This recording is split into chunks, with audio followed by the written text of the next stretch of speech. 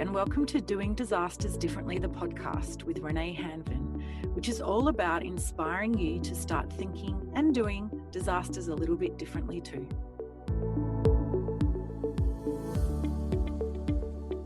In this episode, I'm talking with Susan Gray.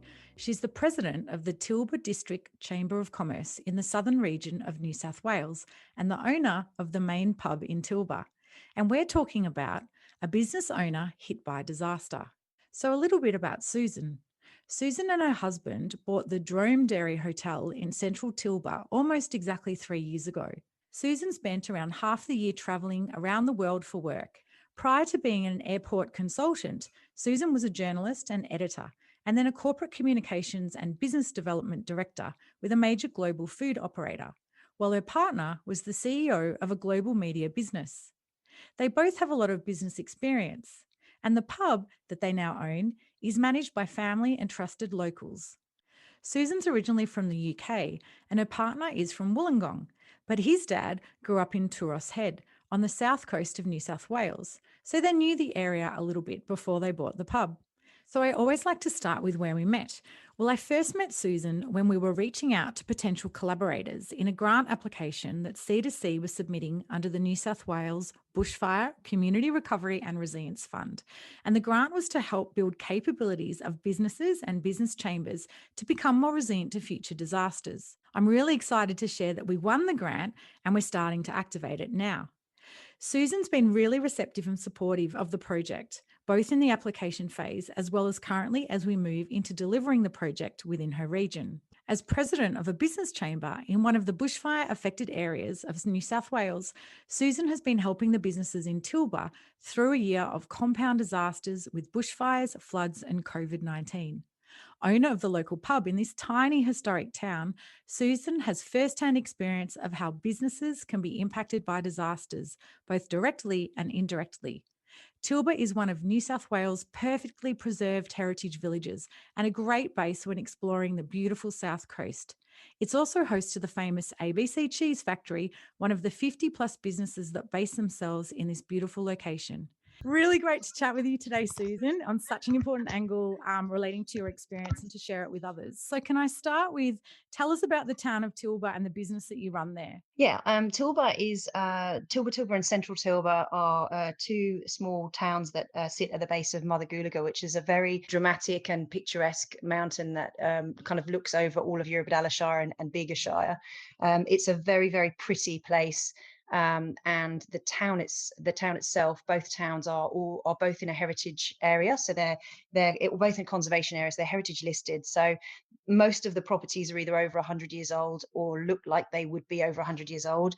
It's a very authentic and very beautiful area. The business we run, the Dromedary Hotel, is a double height building right in the centre of town, so it's a very prominent business, both in its function as the pub and also as a sort of really as a heart of the community. It's really somewhere that everybody comes and meets and is a real meeting place for the town. So we have become quite a hub within the town since we've had the pub, which is about 3 years this month actually. Absolutely. And given what your community's been through in the past couple of years, the pub no doubt would have been absolutely epicenter of people and connections and many other things, I'm sure. So how did you then come to be president of the Tilba District Chamber of Commerce? Sort of by accident. We actually have our own business that we usually travel a lot through the year. This year, obviously, for the last year or so, we've actually been pretty much grounded, so we've been unable to do all that international travel. And as a result, there's been real pros and cons to, first the bushfires and then coronavirus. But one of the real positives that has come out of it for us has been our ability to spend a lot more time both at the pub and within the community. And when we realized that we were going to be a bit more available and have a bit more bandwidth, we really saw it as an opportunity to get even more involved. And we thought, well, if we were going to become really involved in the chamber, this was the year to do it. So my husband and I subsequently did become more involved, and somehow I ended up as the president. I have to say, lucky Tilba and businesses in Tilba, because the expertise that you and your husband bring, obviously in communications and business development, etc., will just bring such a great new approach and capabilities that bringing your capabilities into the town obviously also supports others to be around those capabilities and organically learn from those capabilities too. So there's a wonderful opportunity for the skill sets to build just by organically having you there more. So I guess that might change if we get to start traveling again one day. Now, as a business owner and leader in your community, what do you feel are the biggest blockers to businesses getting the help they need before, during, and after disasters?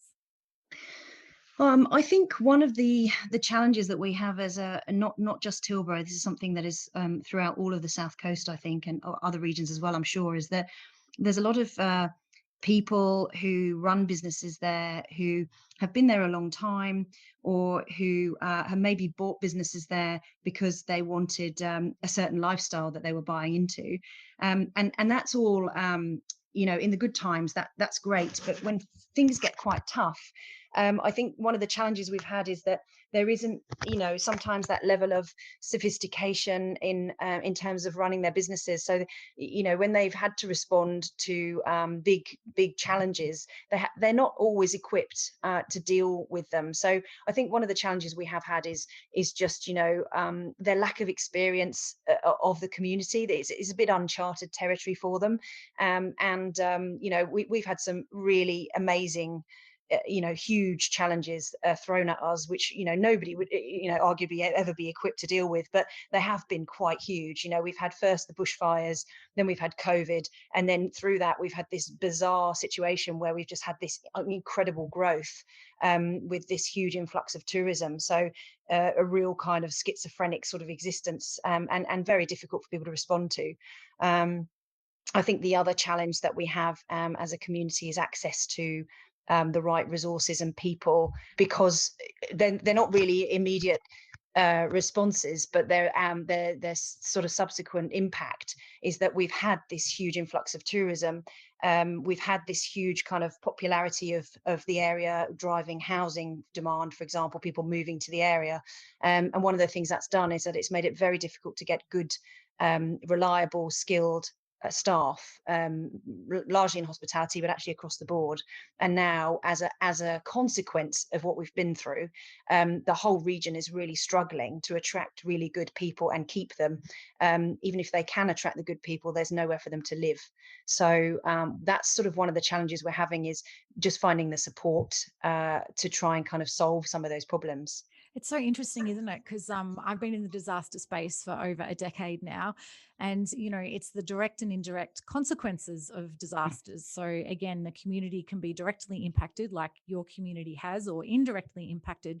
But then it's the snowballing effect of all the other compounding issues as well that can actually impact the community more than the actual disaster itself. In Victoria as well, lots of the communities around East Gippsland that are having the same problem, in the sense that they can't service the growth of visitors, which they need to enable them to help recover, because there are no people to be able to afford to live there and go there to deliver the services. But hopefully there's some solutions that can be found in the coming weeks. So business chambers. So I'm going to be honest, when someone says a business chamber, to me, it's usually pale, stale, male, and likely with a bit of a political kind of edge to it. I'm not saying all business chambers by any means, but certainly there's a fair few out there.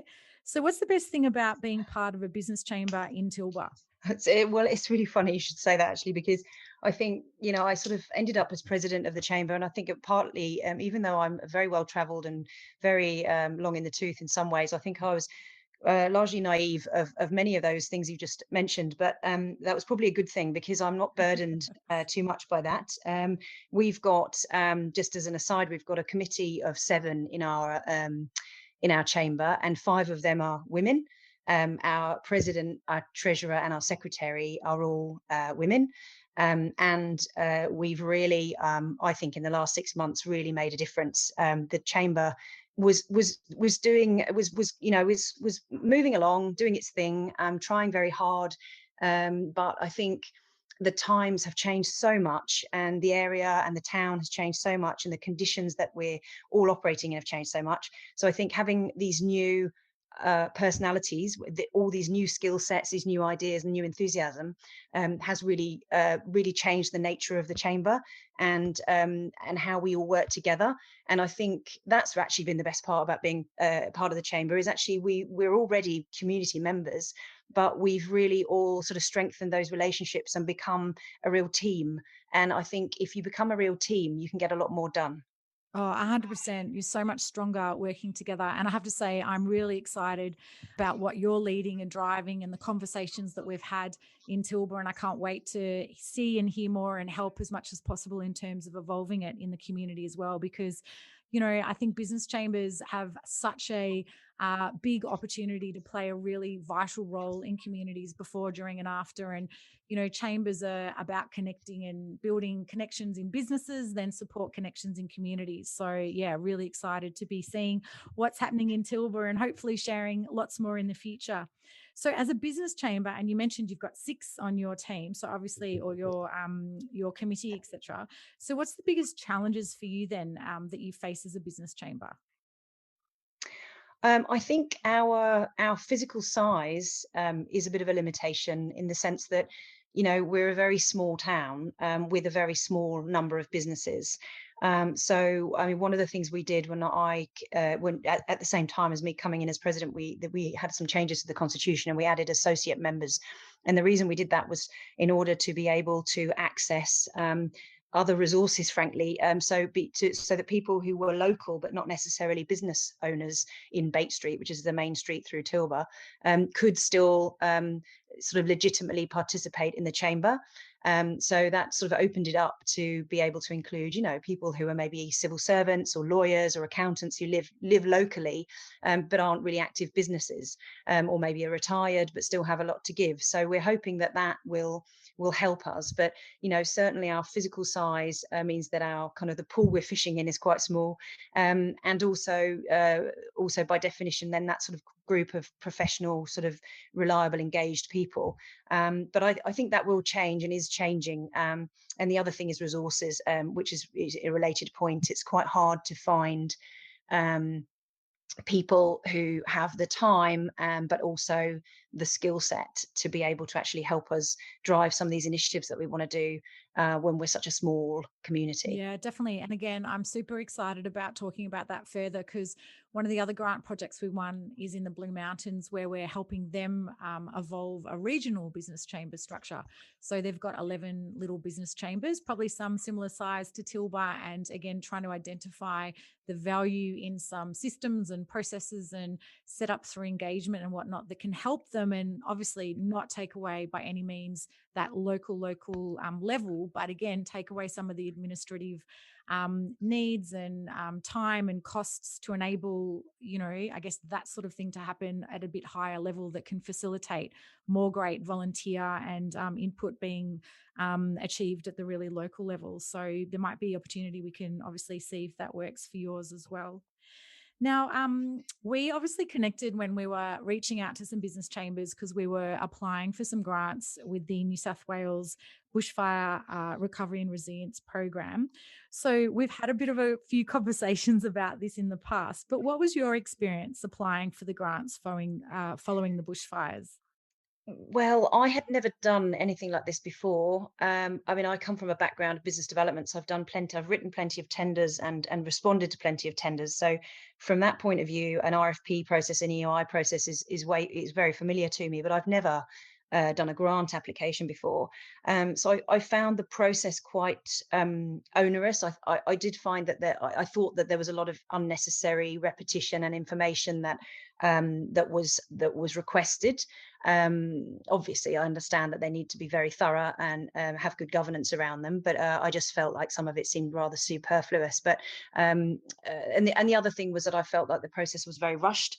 And I still feel like that a little bit. I completely understand that there's an emphasis on expediting these grants quickly, but actually going through that grant process and having that deadline was actually a lot of pressure on people who are volunteers, and are actually trying to fit this around in my case, I run 2 companies, and many of our chamber members do as well.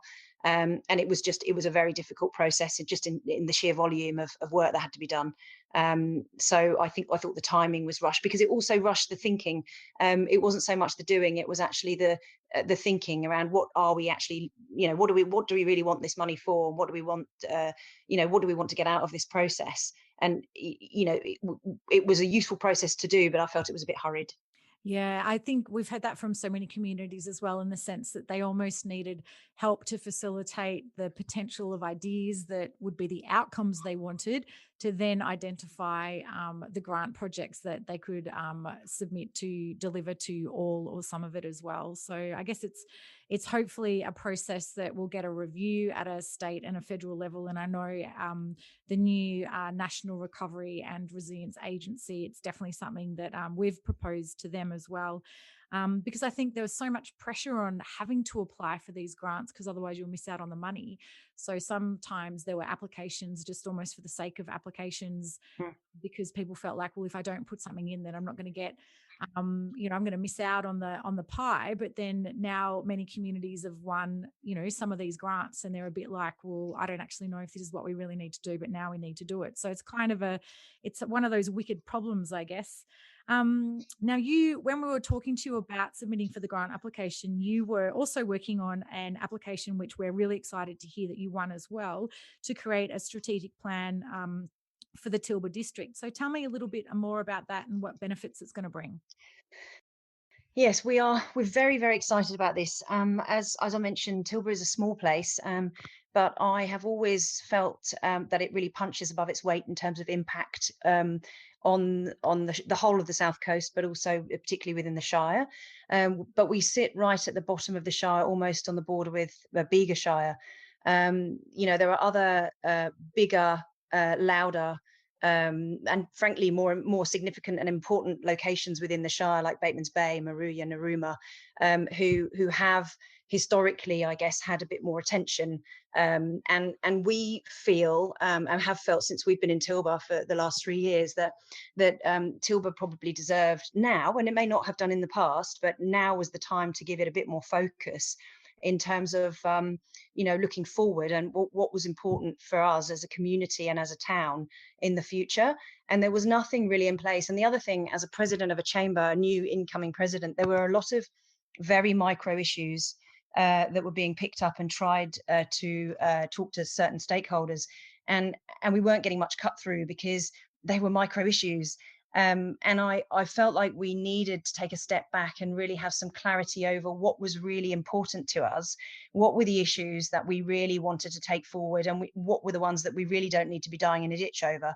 And the only way to do that was to put together a what I call a strategic plan. I mean, it's a community plan, a strategic plan, a master plan, but it's essentially an exercise that Tilba has never really done before, which is who are we, and what do we want to be when we grow up? Because we are, Eurobodalla Shire is doing a fantastic job of promoting the region from a tourism perspective. We've got fantastic nature walks, we've got fantastic community cafes and shops, and fantastic famous dairy. The people are coming, and they're going to keep coming to live and to work, and to visit. But we need to manage that development and that growth, because if we don't take control of that, then we will never have control of it. So I felt the time was really right for us to be doing that. So when the opportunity for a grant came up, I really strongly felt that was a really important piece of work that we could legitimately ask for money to undertake. So we were really excited to get that money, and now we've got to do something about it. So that's the scary next 12 months or so. Is again, it's not too long, to execute all of these. We've got to acquit all these grant money now. So very exciting, but also a little bit daunting, if I'm honest. Yeah, 100%. But don't worry, there's others out there who can help you along the way as well. And I think what I love about projects like that, and it's so exciting that they get funded too, is that it gives you an opportunity to have the conversation as a community about reimagining Tilba. So let's reimagine what it can be and what we need it to be, which again, when you're looking to build resilience and go through the recovery process, as much as they say, we'll recover and it'll get back to normal. Sometimes you don't want that and you don't need that. You need it to be something else. So, that's a really exciting project to be working on. And again, really looking forward to hearing more about it and seeing where we can help you. So can I ask you, for your teeny tiny business chamber that seems to have an amazing president, where are you going to be in 5 years' time? Well, I'm really hoping this is the sort of beginning of a little bit of an evolution of Tilba in terms of the sophistication of our approach to the community, to the business community, and to the area. I feel like we're laying some really good foundations at the moment to create something that's a really solid a really solid chamber that can give us some really good roots to start. We're planting some really good roots to grow. We're already a very different chamber to the one we were a year ago.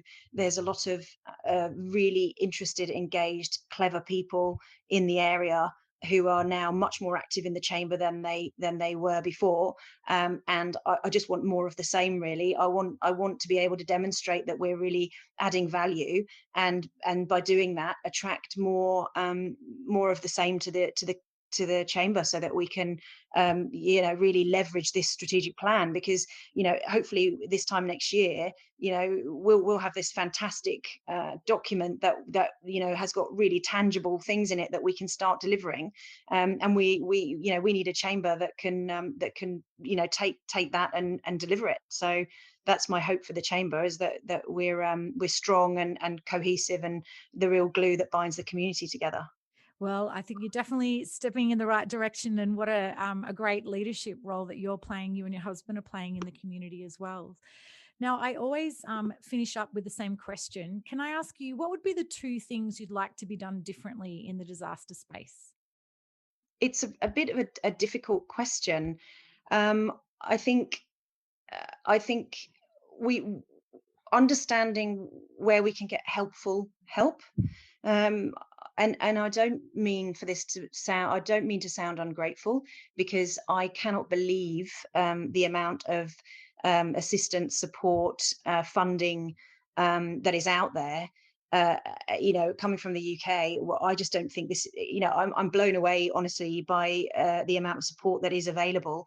But just sort of understanding how to access it, having a bit more clarity around what's out there, and being able to really get help that we can really apply on a day-to-day basis to our businesses. So there's a lot of people providing a lot of theoretical support, but actually practically helping us. I don't know if that makes any sense, but that's what we need. It 100% does. And I have to say, we are working on something behind the scenes, which actually fills that gap in building capabilities in everyday business as usual, as opposed to the myriad of things that are being thrown at you from a million miles an hour. And I think very much the approach from the Toolkit project, which is the grant that we won and will be coming out to talk to you face to face as soon as we can leave our house in Melbourne, is exactly that, is practical ways of building resilience and preparedness, and evolving the recovery as well. Because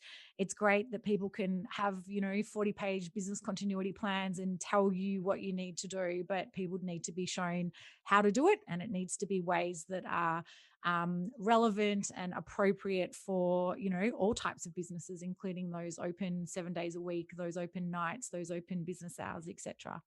Susan, it's been so lovely to chat with you. I have to say, you're the first business owner. I can't believe we're up to about episode 20 something, and you're the first small business owner that I've had on.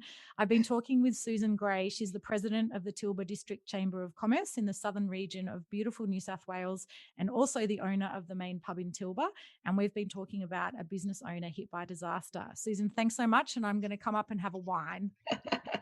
You're most welcome. Anytime. Thanks, Susan. Bye. That's the end of this episode of Doing Disasters Differently, the podcast, which I hope you found to be relevant, informative, and inspiring. If you're interested in participating in the conversation or to connect with me personally, please visit corporate2community.com. Until the next episode, stay safe, and remember, we all have a role to play in thinking differently and doing differently before, during, and after disasters.